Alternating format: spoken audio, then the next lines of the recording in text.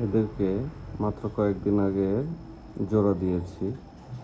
কি সুন্দর তারা এখন জোড়া বেঁধে নিয়েছে এবং তারা খুব সুন্দর রোমান্স করে এবং তারা এখন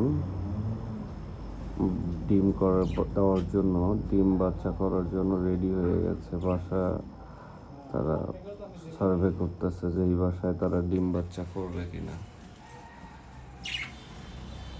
দুজনই খুব হ্যাপি।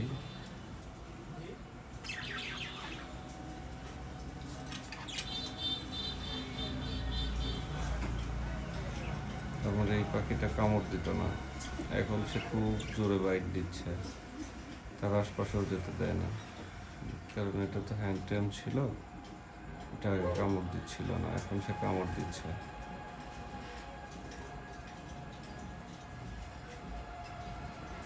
কোন